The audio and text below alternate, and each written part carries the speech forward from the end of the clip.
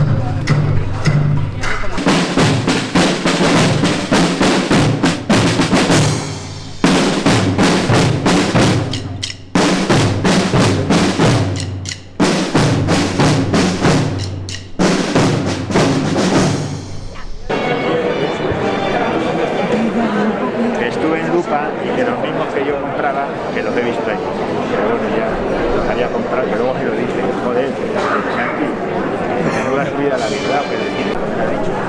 Por estos que han venido son las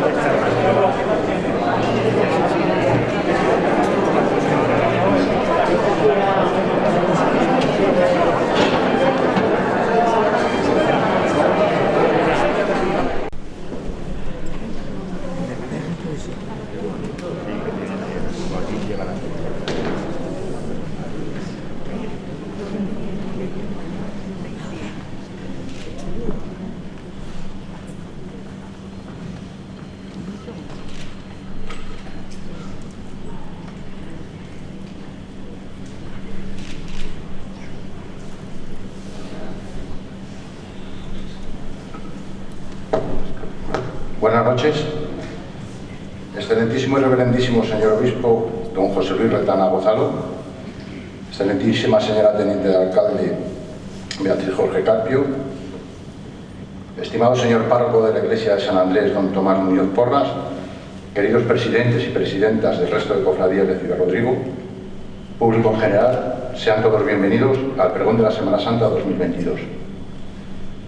A lo largo de los siglos, las cofradías, como asociaciones públicas de fieles dentro de la Iglesia, han sido el pilar y el soporte de las costumbres y tradiciones semanasanteras, posibilitando con su labor la conservación de esta peculiar y única manifestación de fe, que tiene como escenarios principales nuestras calles y plazas. Entre las celebraciones religiosas de los pueblos y ciudades de nuestro país, La Semana Santa ocupa un destacado lugar dentro del calendario festivo anual. Por todo ello, y continuando con el legado que nos dejaron quienes nos precedieron, las cofradías mirobrigenses nos disponemos a vivir estos días santos con gran esperanza y renovada ilusión, pretendiendo que los actos, cultos y procesiones que vamos a organizar sean cauces adecuados para acercarnos más a Cristo a través de la vivencia y celebración de su mensaje redentor, consiguiendo además, y de manera paralela, pues no es el fin último de las cofradías, que nuestra mejorada y cuidada puesta en escena sea cada vez más atractiva para el espectador, contribuyendo así al desarrollo turístico, económico y cultural de nuestra ciudad y su comarca. Dice la Real Academia Española de la Lengua que pregonar es hacer notorio en voz alta algo, para que llegue al conocimiento de todos. Y ese es el motivo por el que hoy nos reunimos en este Teatro Nuevo Fernando Arrabal, para escuchar el pregón, que es el pórtico a la celebración de la Semana Santa 2022. Sin más, doy paso a don Tomás Muñoz Porras, párroco de la Iglesia de San Andrés, quien nos presentará a nuestro pregonero. Muchas gracias. Excelentísimo Ayuntamiento, señor presidente de la Cofradía de la Santa Cruz y representante de todas las cofradías, queridos amigos y amigas todos, gracias por vuestra presencia. Tengo el honor de presentar hoy al pregonero de nuestra Semana Santa, don Carlos Medina, pintor y amigo. Está por aquí. Gracias, Carlos, por tu deferencia al pensar en mí para que te presentara en este acto tan emotivo para todos los mirobrigenses. Porque Carlos es profundamente mirobrigense, nacido, criado y vivido en Miróbriga. Nace en Ciudad Rodrigo en 1958. Vive muchos años en la castiza calle de las Cárcavas, muy castiza calle. Su abuelo paterno, Enrique García Medina, fue un buen pintor paisajista. Llegó a dar clases en el Centro Cultural de la ciudad, donde hoy está la Casa de la Cultura. Sus hijos, es decir, el padre de Carlos y su tío, también tuvieron vocación artística como artesanos, orfebres y esmaltadores, aunque es verdad que el padre de Carlos, más como aficionado que como profesional, aún se encuentra obra de ellos en sagrarios, cuadros, cálices, barcos, en Salamanca y en otros lugares de España. El padre de Carlos se llamaba Carlos García Huertas. Trabajó como prospector en la Junta de Energía Nuclear. Por esta razón, la familia vivió en diversas localidades de España.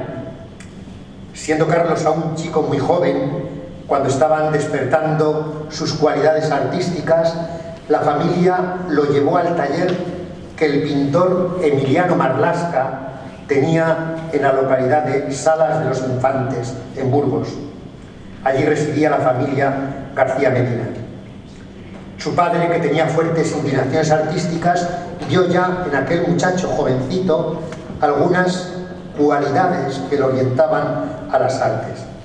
Y aquí comienzan los primeros pasos de Carlos como artista.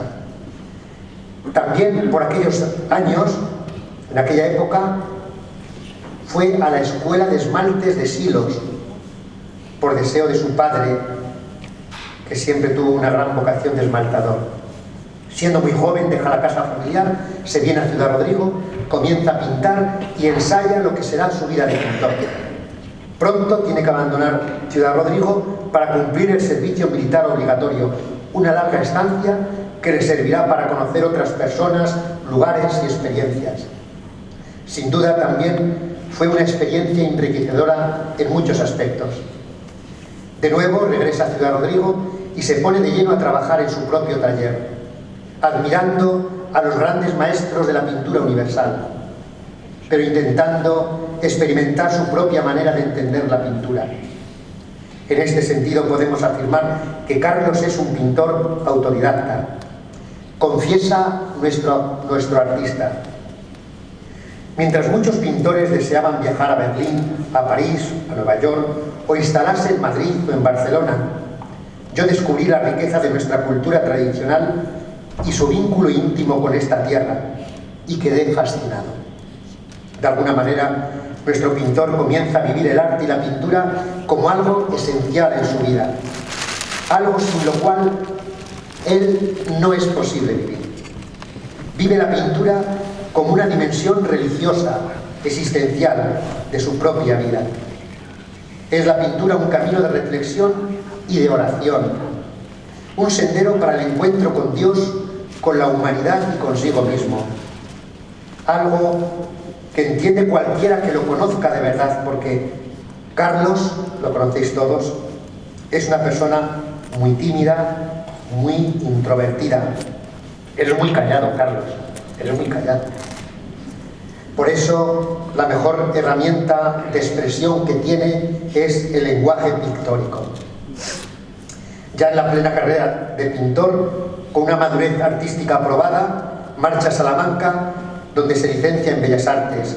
Deseaba completar su formación humanística y también sintió que la experiencia le enriquecería como persona y como artista. Después de más de 50 años pintando, podemos decir que la pintura enriquece tanto a Carlos que es su salud. Le aporta equilibrio interior y le da sentido a su vida. No es posible concebir a Carlos sin su pintura. Un largo camino entre formas y colores, siempre lleno de curiosidad, intentando descubrir nuevas raíces, romper barreras, para seguir su propio y peculiar estilo. Les confieso que sus azules y violetas para mí, más que hermosos, son brillantes y elegantes, le dan siempre un toque especial de espiritualidad a sus cuadros. Entre las diversas etapas de su obra, señalar la serie en la que sigue trabajando, Signos de Identidad. En esta serie presenta nuestra tierra, nuestras raíces culturales y antropológicas, la dehesa, la tierra, la sierra, los ríos, los ganados, los pastores, símbolo, religión, historia, animales, personas, un mundo. Como dice Isabel, su mujer, que yo aquí como no veo, no sé dónde anda Isabel, me refiero a Isabel Sánchez Villares Jacob, que también es artista. Isabel, allí donde estés, eres tú también artista y de muchas cosas. Dice Isabel, en su pintura tan arraigada a esta tierra, a su historia y a sus símbolos, Carlos une como un gran alquimista lo íntimo con lo grandioso, lo cotidiano con lo sagrado, lo local y lo universal, lo antiguo y lo contemporáneo, el viejo y antiguo azul con los modernos rosas y magentas. Sus cuadros intentan transmitir una rara y bella armonía entre el aparente caos. Carlos Medina ha realizado más de 200 exposiciones individuales y colectivas en diversos lugares de España y también en Francia y en Portugal. Es miembro del Centro de Estudios Milobrigenses, donde ha publicado diversos artículos. Ha colaborado con el Centro de Cultura Tradicional de Salamanca, recorriendo los pueblos de la provincia con antropólogos y folcloristas muy importantes. Recordar sus publicaciones: Artes tradicionales de caza y pesca en la provincia de Salamanca, Arte pastoril popular, el arte de los pastores de Salamanca. Colaborador habitual de Onda Cero, donde realiza un interesante programa sobre arte, historia y cultura tradicional. Creo de verdad, Carlos, que de estos programas podrían salir algunos volúmenes muy interesantes. Charlas, conferencias, artículos, pregones y casi siempre sobre etnografía y antropología. Bueno, a pesar de este extenso currículo, Carlos, ya le conocen todos, es una persona sencilla, al que le gusta la sencillez de la vida. A pesar de su gran obra, es humilde, amable y cercano. Les voy a contar, estoy acabando, una florecilla sobre nuestro pintor. Yo le conozco hace muchos años, siempre admiré su obra y su persona. Cuando llegué a San Andrés como párroco, me encontré con él en la iglesia. Allí estaba cada domingo. Allí en el fondo izquierdo, debajo del coro, atrás del todo. Allí estaba, domingo tras domingo. Pero Isabel, su mujer, estaba en otro lugar. Me extrañaba, hasta que un día él me contó el misterio. Cuando mi padre era ya mayor y estaba enfermo, le gustaba ir a misa en su iglesia de San Andrés. Yo le daba el brazo y nos íbamos juntos a la iglesia. Nos sentábamos en ese banco y desde entonces ese es mi lugar cada domingo. Yo no iba a misa, pero desde entonces casi nunca falto. Así es, Carlos. Por cierto, Carlos, tu padre te llevó a la pintura y también te llevó a la iglesia. Agradecidos a tu querido padre. Se siente Carlos muy especialmente orgulloso de dirigir el taller municipal de pintura en Ciudad Rodrigo. Más de 30 años enseñando pintura. Es el taller de pintura más antiguo municipal de toda la provincia. En el taller se pinta, se habla, se convive, se aprende. Un taller que es también espacio de terapia, un verdadero apostolado que hace Carlos cada día. Es admirable su fidelidad a la vocación recibida de pintar, de plasmar la belleza de la tierra, de los hombres, del espíritu durante tantos años. Dice su inseparable Isabel que la pintura le ha salvado la vida muchas veces. Carlos ha sido y es una real apuesta por Ciudad Rodrigo, por esta tierra tan hermosa que tanto amamos, pequeña, casi siempre olvidada, muchas veces esquilmada. Gracias, Carlos, por tu pintura y por tu persona. Escucharemos con atención tu pregón que anuncia la próxima Semana Santa. Gracias.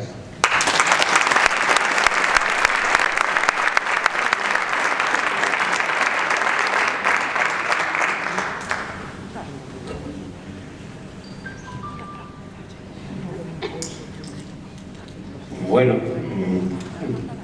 en primer lugar, darle las gracias a Tomás por esas palabras tan bonitas y tan inmerecidas. Buenas noches, excelentísimo y reverentísimo señor obispo, señor alcalde, bueno, en su defecto está la teniente de alcalde, concejales, presidentes de las cofradías, cofrades, señoras y señores, amigos, muchas gracias a todos por honrarme con su presencia en este acto testimonial que a continuación humildemente trataré de transmitirles lo mejor posible. Les diré, para empezar, que si estoy hoy aquí se debe a que hace algún tiempo, cuando don Arturo Ronco, actual presidente de la ilustre Cofradía de la Santa Cruz, me comentó un domingo cuando salíamos de escuchar misa en la parroquia de San Andrés que me había propuesto como pregonero de la Semana Santa mirobrigense del 2022.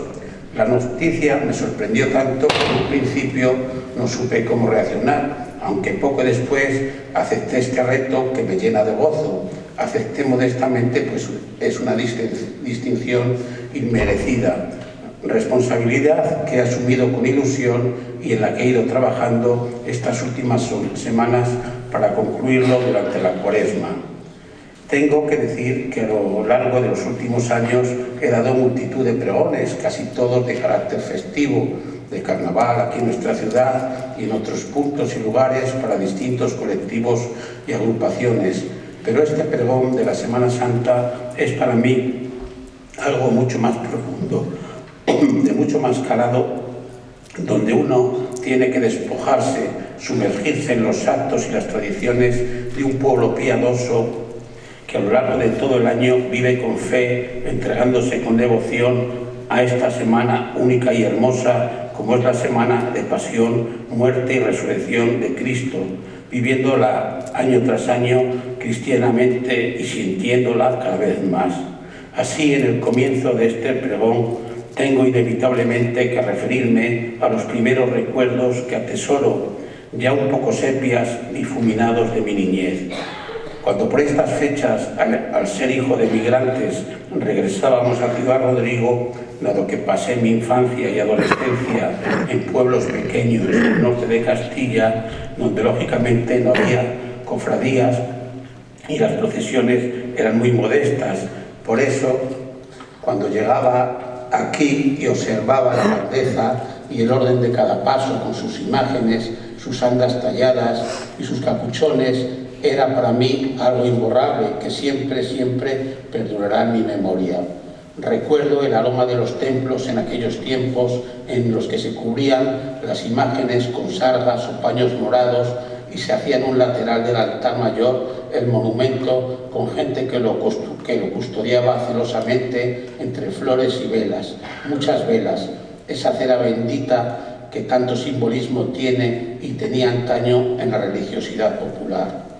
La tarde que conocíamos como recorrer los monumentos, íbamos los críos endomingados, acompañados de padres y abuelos, y a veces el recorrido era largo, teniendo que visitar tanto las iglesias del arrabal de San Francisco como las de la ciudad. Recuerdo aquellas iglesias, las iglesias muy pulcras, rebosando silencio, pese a estar muy concurridas. Luego, después de la meditación y al terminar todas las estaciones, los críos, si nos habíamos portado bien, esperábamos la inocente recompensa consistente en que nos llevaran al carro de Maura o de Ramona a comprar chucherías. Solían ser hermosas tardes de primavera, nubladas o con sol, con las cigüeñas revoloteando en torno a los campanarios y las primeras y alegres golondrinas decorando el cielo. Probablemente fue por aquel entonces cuando comencé a descubrir nuestros templos y sus distintos estilos arquitectónicos que, como todos sabemos, aquí comienzan con el románico en el siglo XII, con bellos ejemplos en iglesias como San Pedro, San Andrés, sucediéndose los estilos hasta llegar al neoclasicismo, como es el caso de la torre de campanas de nuestra catedral de Santa María, ya del siglo XVIII. Todo un amplio repertorio de arquitectura religiosa, arte para ofrecer a Dios, arte labrado, tallado, esculpido, torneado, grabado o pintado a través de miles y miles de horas de sacrificio en numerosas ocasiones por manos anónimas que desde su silencio, de su abnegado trabajo, dejaron para nosotros y las generaciones posteriores este ingente legado que ante todo es un testimonio de fe. Eran aquellos días lejanos de nuestra Semana Santa cuando comencé a ver y sentir el latido de nuestras procesiones que yo admiraba cada vez más y por las que sentía un profundo respeto. Creo que para los niños de mi generación, aparte de unos días vacacionales, eran días de ritos iniciáticos, además de dar mucho la tabarra con las carracas de madera. Y los que no participábamos activamente en las procesiones, envidiábamos a los que portaban un estandarte o los símbolos de la pasión sobre mullidas almohadillas y sobre todo el gallo disecado que siempre algún crío portaba con indisimulado orgullo. Al igual que nos encantaba ver esos soldados romanos escoltando al nazareno, marcando el paso marcialmente y haciendo a la vez sonar las sonajas de sus lanzas. Eran para la chiquillería estos el paradigma de películas como Quo Vadis o Ben-Hur en cartelera por aquel entonces.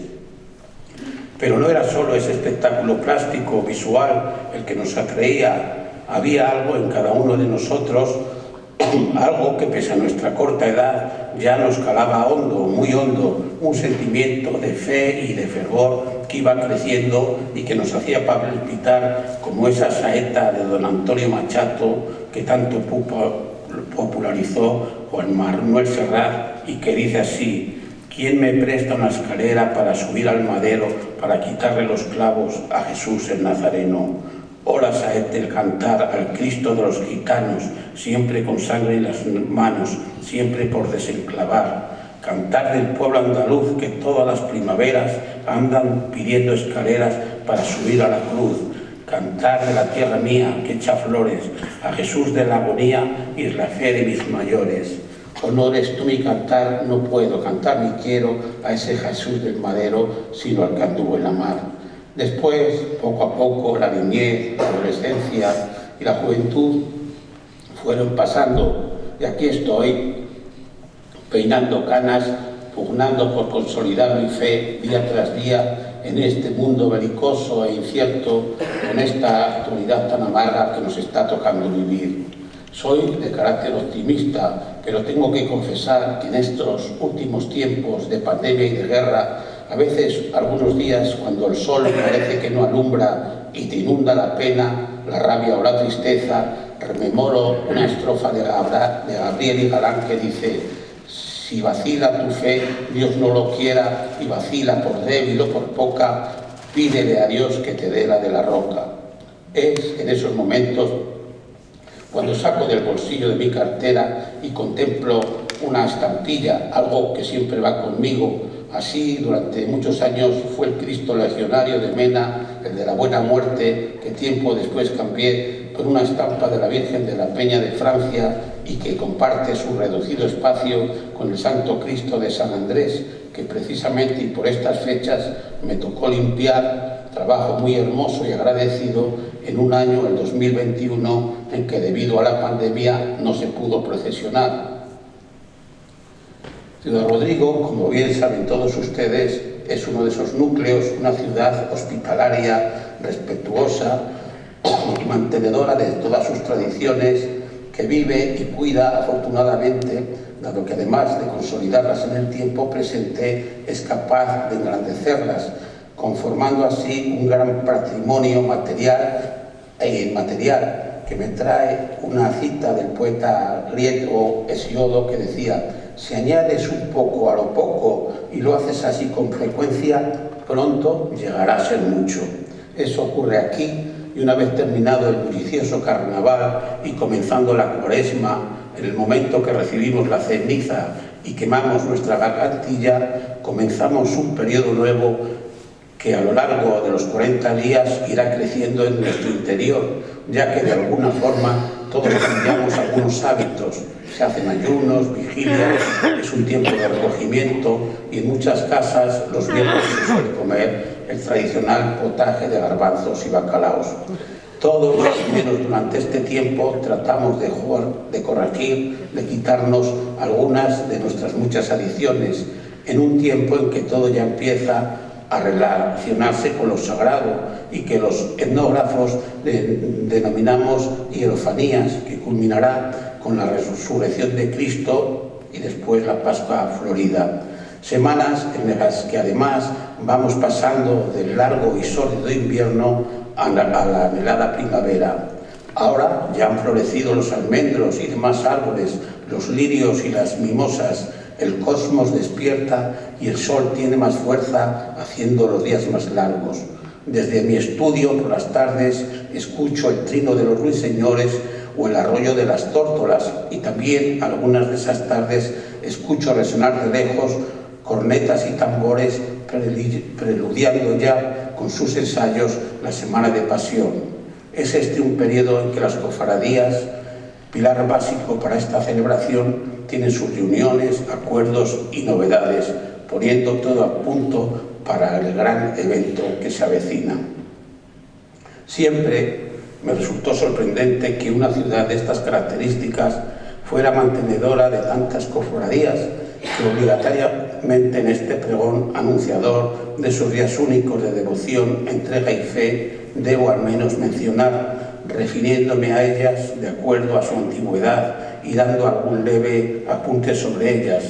Y me centraré más adelante en la de la Santa Cruz, de la que aportaré algunos datos más específicos.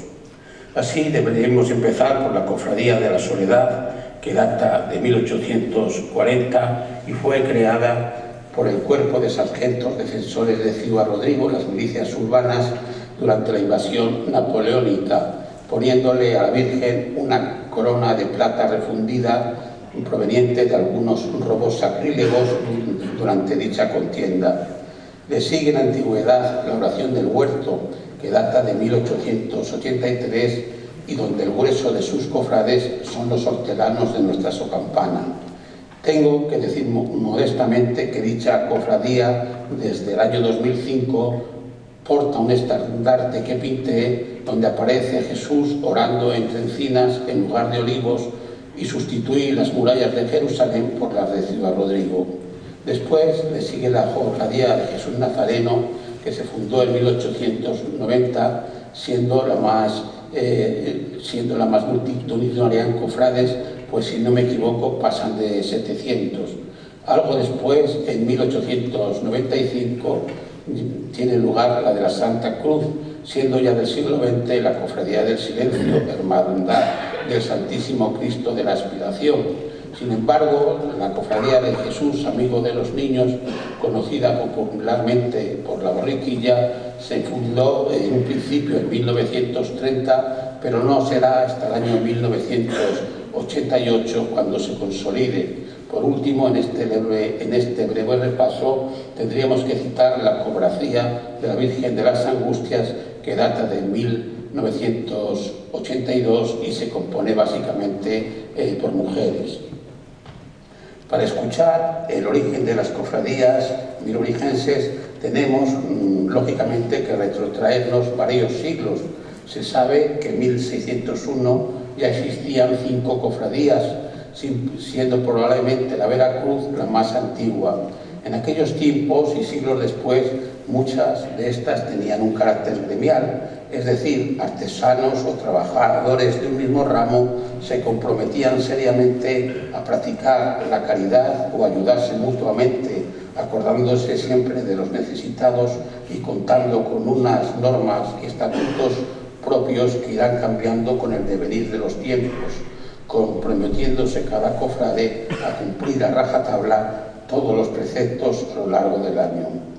Todos conocemos ese paraje próximo que denominamos las Huertas de Santa Cruz, así llamadas por existir en aquel terreno un convento con ese nombre que fue arruinado e incendiado por las tropas francesas durante la Guerra de la Independencia. Sabemos igualmente que hubo extramuros una iglesia llamada de la Cruz Tejada, desaparecida también hace ya muchos años. En la calle Estacadilla existía la Cofradía de la Santa Cruz y Santa Elena, edificio que fue adquirido por el folclorista don Damaso Ledesma, estando en la actualidad dicho inmueble histórico en muy mal estado, aunque creo que se restaurará en breve. Pero la fundación de esta Cofradía de la Santa Cruz, que este año es la protagonista, la cofradía vigente en la actualidad se funda en 1895 y de forma curiosa por varias personas en una hojalatería que regentaba don Joaquín Martín García, reciclando una cruz para crear un nuevo paso y surgiendo esta, pero como congregación, siendo sus primeros estatutos aprobados por el obispo don José Tomás de Mazamarcasa y Rivas, quien además de rubricarlas, las bendijo concediendo además varias indulgencias. Será algunos años más tarde, en 1927, cuando el administrador apostólico don Silverio Velasco Pérez las renueve, pasando entonces dicha congregación a denominarse Ilustre Cofradía de la Santa Cruz, como bien nos lo describe Isidro Pérez Rodríguez en algunos de sus textos, aunque dichos estatutos siempre están evolucionando y adaptándose a los nuevos tiempos, datando de 1999 los últimos aprobados por el entonces obispo civitatense don Julián López Martí, contando en la actualidad con cerca de 300 cofrades, cuyo hábito, como bien saben ustedes, es una túnica granate con capuchón, cíngulo y guantes blancos, así como una capa del mismo color y portando una cruz de madera. Dicha cofradía consta actualmente de 3 pasos, una imagen de la Virgen, Nuestra Señora de la Cruz, un calvario de factura más moderna, pues data de 1945, y la Santa Cruz del Calvario de últimos del siglo XIX. Y aprovecho para leerles la descripción que hace ya bastantes años, hizo el cronista local Santiago Vegas, y dice así: la cofradía de la Santa Cruz, con más de 300 cofrades, desfila con el paso de la cruz y el del Monte Calvario, que están depositadas en la iglesia de San Agustín. En los menos jóvenes pervive el recuerdo de esta procesión, siempre la más numerosa de cofrades, en la que en apretadas filas, con una cruz de madera en la mano y un crucifijo sobre el pecho, desfilaban sin más túnica que su traje de fiesta, no poco de ellos de pana, los artesanos de la madera, del hierro, del barro, de cencerros o de la construcción, trabajadores del comercio e industria, que en su mayoría formaban en la cofradía un homenaje al Cristo carpintero. Hombres del trabajo que al Jesús educado en un lugar de Galilea artesano de carpintería hasta los 30 años, por la cruz en la que operó la redención de los hombres con la devolución y el cariño que profesan a este signo del cristiano, elevarán su plegaria al cielo. Y cerrando este apartado, les leeré una poesía de Santa Teresa de Jesús, precisamente porque ahora se cumplen 400 años de su canonización. Cruz, descanso sabroso de mi vida, vos seáis la bienvenida. Od bandera en cuyo amparo el más flaco será fuerte. Od vida de nuestra muerte, qué bien la has resucitado. Al león has amansado, pues por ti perdió la vida. Vos seáis la bienvenida. Quien nos ama está cautivo y ajeno de libertad. Quien a vos quiere allegar no tendrá en nada desvío. Donde el mal no haya la vida, vos seáis la bienvenida. Vos fuisteis la libertad de nuestro gran cautiverio. Por vos se reparó mi mal con tan costoso remedio. Para con Dios fuiste medio de alegría conseguida. Vos seáis la bienvenida.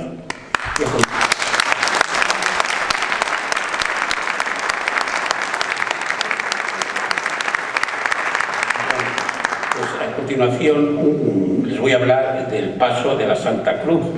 Tras estos versos de nuestra doctora de la Iglesia, les hablaré de este paso que comienza a germinarse una vez que se organiza esta congregación.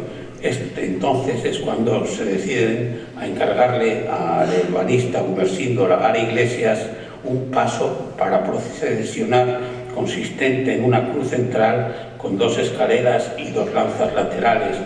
Todo ello en madera en su color natural, rodeados sus flancos y remates con dorados, además de los clavos, la corona de espinas, la esponja y el sudario, así como una calavera en la base de la cruz, es decir, todos los distintivos de la pasión. Es obra de buena ebanistería, carente de talla de bulto, dado que el autor no tallaba, tan solo fue un buen carpintero y ebanista. Y a propósito de este curioso personaje, les voy a dar algunos datos.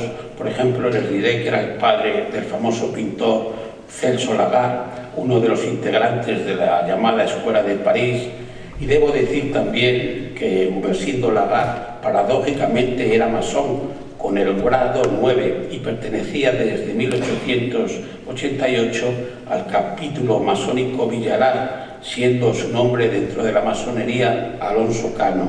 Este singular artesano tuvo su taller y su vivienda muy cerquita de aquí, en la Puerta del Santiago, número 23, y se casó por 2 veces. Primero con Braulia Arroyo Ribón, y al morir esta contrajo matrimonio con su hermana menor, Elena, ambas naturales de Navasfrías, teniendo de ambos casamientos una familia muy numerosa. Este era un hombre muy afanoso y emprendedor, y entre otros muchos trabajos de carácter religioso, además de la cruz ya citada de este paso, hizo el retablo de San Antón para la parroquia de San Andrés, el de Santa Marina en la parroquia del Arrabal del Puente, los retablos de Santa Clara y todo el mobiliario de la capilla y oratorio del Palacio Episcopal. Curiosamente, y gracias a las hemerotecas, podemos saber que este se promocionaba a principios del siglo XX, anunciándose en la prensa local de la época, en periódicos como Clarín, Miróbriga o Vante, donde podía leerse toda clase de muebles, así como objetos de iglesia, andas, comulgatorios, púlpitos y todo lo concerniente a esta rama dentro del arte, a precios muy económicos, tanto al contado como a plazos. También resulta muy significativo que este artesano fuera el segundo en apuntarse en un viaje de peregrinación a Roma organizado por don José Tomás de Mazarrasa, y al que se apuntaron 39 personas. Ignoramos si dicho viaje se lo pagó Mazarrasa de su bolsillo, pues consta que este obispo se lo costeó a 5 artesanos mirovigenses y de la comarca. Podría seguir hablándoles de este singular personaje que tanto colaboró con sus obras al enriquecimiento de nuestro patrimonio mueble religioso en esta ciudad y su diócesis, pero terminaré diciéndoles que tras algunos años establecido aquí, decidió marcharse al Barco de Valdeorras, en la provincia de Orense, donde montó una fábrica de luz, y de aquí partiría a Barcelona, donde igualmente instaló una pequeña industria textil llamada La Milóbriga, y muriendo allí en 1926. Precisamente al finalizar este acto tendré el honor de hacer entrega de un obsequio a esta cofradía. Se trata de un trabajo suyo, un relieve de madera que me regaló un sacerdote y restauré hace muchos años, donde, como pueden ver, se repite el motivo de la cruz, las escaleras y las lanzas. Probablemente se tratara de un diseño, de un boceto que él presentó a la congregación, o simplemente de encargos particulares que yo regalaré con gusto a esta cofradía, pero para que lo mantenga como recuerdo, lo deposite en cualquier templo o en el museo catedralicio. Haciendo un leve repaso histórico, uno no puede, por menos de mencionar, aunque sea muy levemente, la importancia de la talla y la imaginería existente en Ciudad-Rodrigo, salida toda ella de los talleres aquí establecidos, donde podríamos comenzar por mencionar a Rodrigo Alemán, autor de uno de los coros catedralicios más importantes de la península ibérica, como es el que se asienta en nuestra Catedral de Santa María, coro que a nadie le deja indiferente, de estilo hispano-flamenco. Avanzando un poquito más en la historia, todos sabemos que aquí estuvo el Calvario de Juan de Juni, obra del archiconocido maestro de la escuela castellana, como sabemos, realizado originariamente para el desaparecido convento de San Francisco, que posteriormente pasaría a la capilla del Palacio de los Águila, donde durante algún tiempo lo disfrutamos todos, e incluso se sacó en procesión en la Semana Santa de 1991, y que después, por esos avatares desde el Trino, pasó a engrosar los fondos del Museo Nacional de Escultura de Valladolid, al parecer con muy pocas opciones para que regrese aquí, aunque algunos todavía mantenemos viva la esperanza de que algún día muy lejano vuelva hasta nosotros. Mantenemos, sin embargo, obras importantes de insignes escultores, grandes imagineros que establecieron aquí sus talleres. Tal es el caso de Lucas Mitata, los Remesales o los Balbás, solo por citar algunos, tanto en esta ciudad como en su diócesis. La tradición de los trabajos en madera, tanto carpinteros como ensabladores, ebanistas, doradores, estofadores, tallistas, se ha perpetuado aquí desde hace siglos y se sigue manteniendo en la actualidad, aunque ya lógicamente de forma mecanizada e industrial. Pero hasta no hace mucho tiempo, y sobre todo en la primera mitad del pasado siglo XX, hubo en Milóbriga afamados talleres donde la madera se convertía en arte. Curiosamente, la mayoría de estos talleres, por sus maestros, oficiales y aprendices, estaban ubicados intramuros entre las puertas de Santiago y de la Colada, así como entre los campos del Trigo y del Pozo. Podríamos decir que durante mucho tiempo este fue un barrio gremial, donde además de mobiliario doméstico se hacían retablos, capillas, púlpitos, reclinatorios y prácticamente todas las andas que vemos desfilar en nuestras procesiones, así como la restauración de las imágenes deterioradas con el tiempo. La lista de estos artesanos es larguísima, y aunque citaré a bastantes, se me quedará más de uno y más de dos en el tintero. Así encontramos a Gumersindo Lagar, que ya he citado, los Bellido, Eugenio López Chafarinas, José Blanes, Luisín, Pavón, Guimaraes, Arruza, José Gallego, Los Foros, José Bernal, Sánchez Villares, Amador, Luis Mateos, Eugenio, Los Vegas, Los Castillas, Rosalía y José Antonio Hernández Navarro, todos seguidores del oficio de San José y de Cristo, que de alguna manera han engrandecido y engrandecen con sus trabajos nuestra Semana Santa y nuestros templos. Por eso, desde estas modestas palabras, quería hacer un pequeño pero merecido reconocimiento para todos estos trabajadores de la madera. Y ya en la parte final, este humilde pregonero no querría terminar sin hacer un ruego, una llamada de atención para que la Junta de Castilla y León o las instituciones pertinentes se muevan y sea nuestra Semana Santa declarada al menos de interés turístico regional, algo que sería un buen espaldarazo para nuestra ciudad, si bien el sentido de esta celebración es para nosotros mucho más que un mero distintivo. Para los mirobrigenses es algo mucho más hondo que todos llevamos arraigado con nuestra fe y que ocupa un lugar en nuestro corazón. Solo hace falta ver el gran número de hermanos y cofrades, mantenedores todos de hermandades y cofradías que año tras año y con sacrificio se entregan para dar cada vez más solemnidad y hermosura a este evento inigualable que se repite año tras año, recordándonos la pasión, muerte y resurrección de Cristo, recordándonos y haciéndonos palpitar y dando sentido a nuestra religiosidad popular en toda su amplitud. Es muy cierto que en nuestra autonomía hay pueblos y ciudades abarrotados de imaginería grandiosa, multitud de pasos salidos de los grandes escultores de la escuela castellana, pero aquí también tenemos imágenes muy hermosas.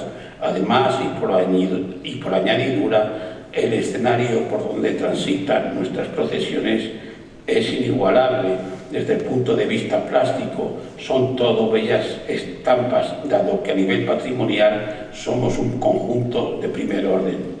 Piensen ustedes en nuestra Catedral de Santa María, la procesión del Domingo de Ramos cuando sube la borriquilla atravesando el puente mayor, o esas otras las que tienen lugar con el crepúsculo primaveral, largo y hermoso, como son las de la oración del huerto, la dolorosa Las Angustias, o esas otras presididas siempre por esa luna grande, ese plenilunio presente en esas noches sagradas, iluminando procesiones como la del silencio o la soledad, y dando todavía más fervor al Via Crucis de la Santa Cruz, sin olvidarnos de esas otras matinales como la del Encuentro, y por supuesto no debemos olvidarnos de la del Santo Entierro, conocida por todos popularmente como la Carrera, y donde muchos, la mayoría de los pasos, se despiden de nosotros hasta el próximo año, en una tarde de fervor solemne.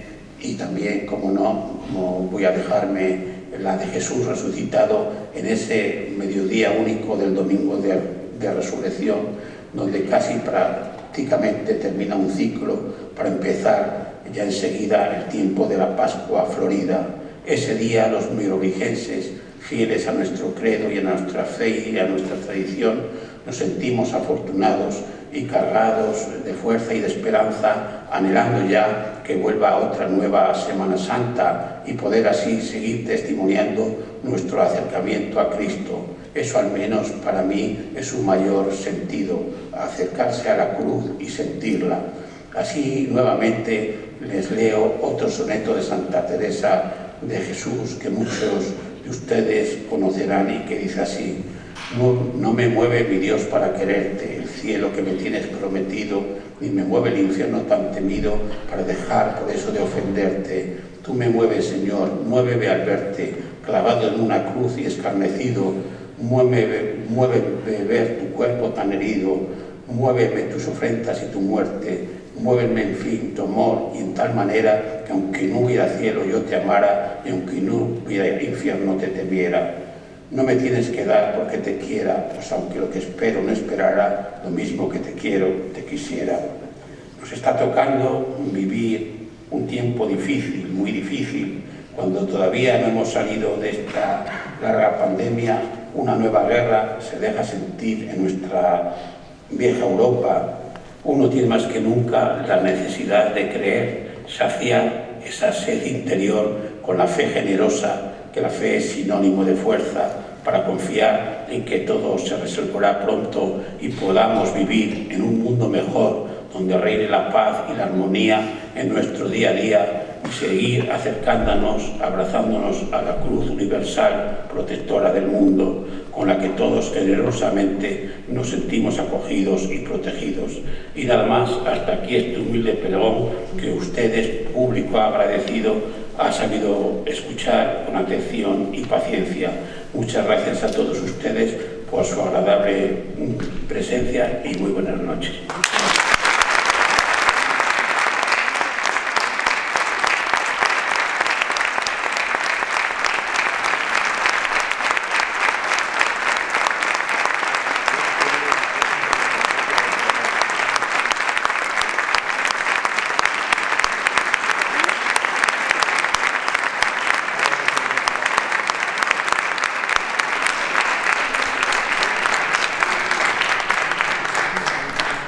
Bueno, a continuación nos va a dirigir unas palabras el excelentísimo y reverendísimo señor obispo.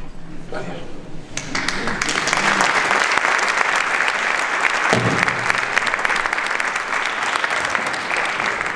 Buenas tardes a todos. Con este hermosísimo pregón de don Carlos podemos dar comienzo a la Semana Santa en Miróbriga. El lunes pasado, estuve reunido con los presidentes de las cofradías. Día 5 no pudieron estar por trabajo y ellos se llamaban unos pequeños locos porque entendían que sobre todo sobre sus hombros cargaba mucho del peso de la Semana Santa, con un cierto lamento de que a lo mejor pues no haya relevo generacional en esta hermosísima tradición, que sabéis que es una tradición desde el siglo XVI, es decir, en el momento en que hay esa ruptura en la Iglesia, la forma de defenderse o de defender la fe, sobre todo en España, hay tres cosas fundamentales que son el Concilio de Trento, para toda la Iglesia, la Compañía de Jesús y las imágenes, ¿no? Las imágenes que lo que se trata es de ver cómo se anima a la gente a la piedad, y por eso se hacen esas tallas tan bellas para ser paseadas por nuestras calles, ¿no? Te das cuenta desde entonces la tradición que en España y en cada uno de nuestros pueblos y ciudades, por lo tanto también en Ciudad Rodrigo. Pero la tradición no se mantiene sola, me refiero que puede haber gentes que por su tradición, por su familia incluso, eso no lo van a dejar nunca, ¿no? Pero necesitamos en nuestra ciudad que vuestros hijos y vuestros nietos continúen esta tradición, no solamente porque es una belleza y porque atrae el turismo, sino porque es una expresión de la vida religiosa de nuestro pueblo, de nuestra ciudad, ¿no? Por lo tanto, yo lo que os invito a que esta tradición la continuemos todos y apoyando al trabajo que hacen las cofradías, ¿no? Daos cuenta que nosotros no vemos lo que hacen a lo largo del año, pero a lo largo del año nuestras cofradías, con silencio, con humildad, trabajan de tal modo de poner en valor esta tradición. Por lo tanto, a mí como obispo lo que me toca es invitaros a vivir la Semana Santa, no solamente las procesiones, que también, sino también todos los oficios que tendrán lugar en la catedral, de tal modo que entendamos que después del carnaval, donde estuvimos aquí también en el pregón, ¿no?, pues aparece un tiempo que es de recogimiento,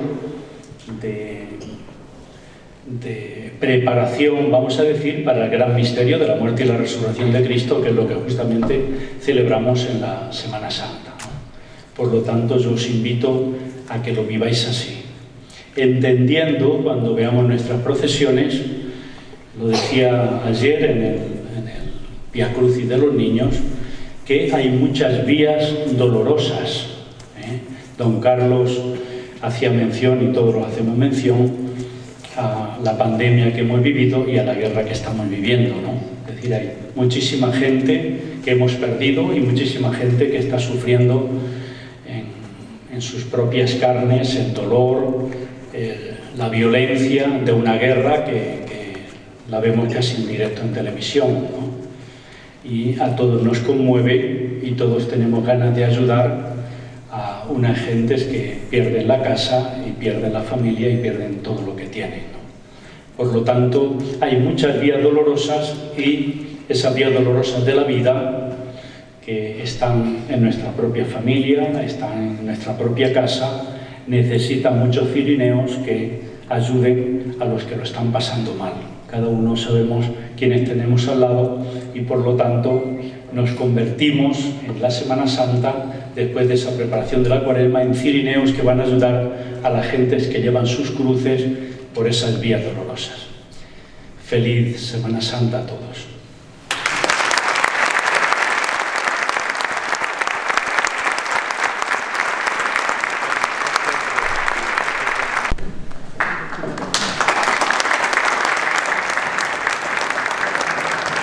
Gracias, Arturo. Pues, señor obispo, compañeros de corporación, presidentes y miembros de todas y cada una de las 7 cofradías que son el alma mater de nuestra Semana Santa. Señoras y señores, muy buenas tardes de nuevo a todos, porque creo que estamos ya muy bien saludados después de tantas intervenciones. Permítanme que desde el Ayuntamiento y en nombre del señor alcalde, que excusa su presencia esta tarde por tener otras obligaciones, lo primero de todo, por supuesto, le dé la enhorabuena a nuestro entrañable pregonero. Decir Carlos García Medina es traer a la mente a una persona bondadosa, cariñosa, que siempre está dispuesta a ayudar. Así que muchísimas gracias, Carlos, por ilustrar ese pasado y ese origen de nuestra Semana Santa. Ese pasado, como bien digo, nos lo ha dejado patente Carlos, y el presente son todos y cada uno de los que a día de hoy nutren esas 7 cofradías y todos aquellos que, aunque no forman parte de las mismas, también colaboran. Parte absolutamente fundamental de nuestra Semana Santa, y por supuesto quiero agradecerles de verdad y de corazón su trabajo. Sin ellos no habría Semana Santa, nada de esto tendría sentido. Y si habitualmente el organizar la Semana Santa es complicado, yo sé que este año y después del parón de la pandemia el reto ha sido doblemente difícil. Primero, porque han tenido que reorganizarse, porque han tenido que empezar a trabajar de una manera a la que no estaban acostumbrados, y han demostrado que estamos aquí un año más y que vamos a tener la mejor Semana Santa que hemos conocido hasta el momento. Y segundo, porque han tenido que rehacerse después de esa pandemia. Así que de verdad, de corazón, desde el Ayuntamiento, muchas gracias a todos vosotros.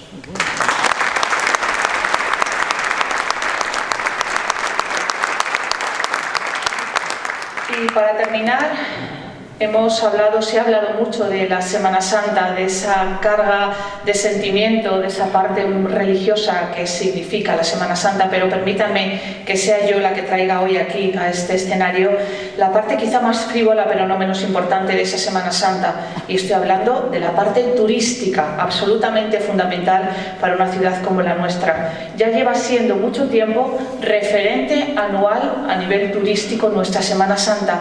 Es un momento en el que nuestras calles se llenan de visitantes buscando como referencia todas y cada una de esas procesiones que van llenando nuestras calles, de esos sonidos, de esos tambores que a todos nos ponen los pelos de punta. Pero por muy bien que lo hayamos hecho hasta ahora, no hemos de relajarnos, sino todo lo contrario.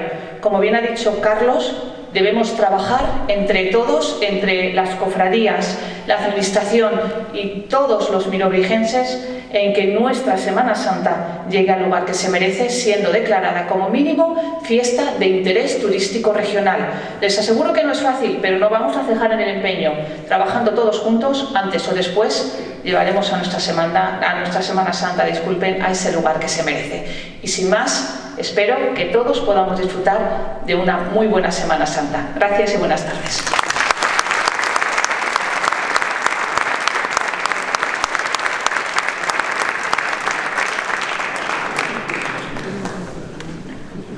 Vale, ahora vamos a proceder a entregar la placa al pregonero, ¿vale? Y me van a permitir una pequeña licencia, esto no está preparado. Y como hablamos aquí de grupos y de trabajos en grupo, yo os pediría un aplauso bastante especial para el resto de la directiva de la Santa Cruz, que si no fuese por ellos, evidentemente probablemente esto no estaría hecho. Muchas gracias.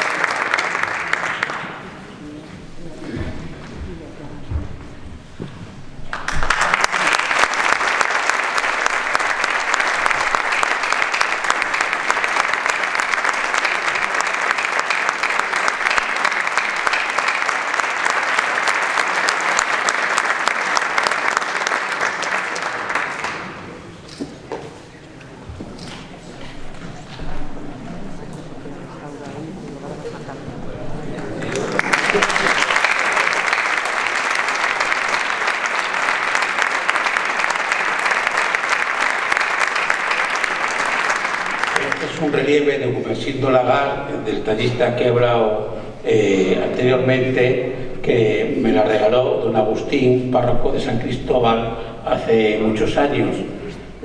Anduvo mucho tiempo por el estudio rodando hasta que decidí ensamblarla y creí que era el momento oportuno y mejor que nadie la ilustrísima Cofradía de la Santa Cruz para tenerla.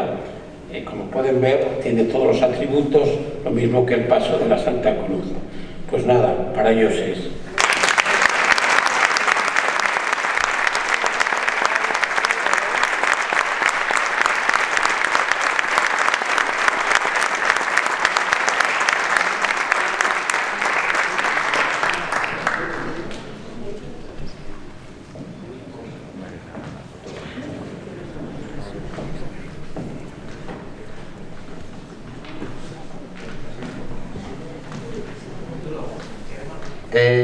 Me piden, por favor, que vengan el resto de presidentes del resto de cofradías al escenario. Un momento. No sé dónde estáis, no os veo. Sí.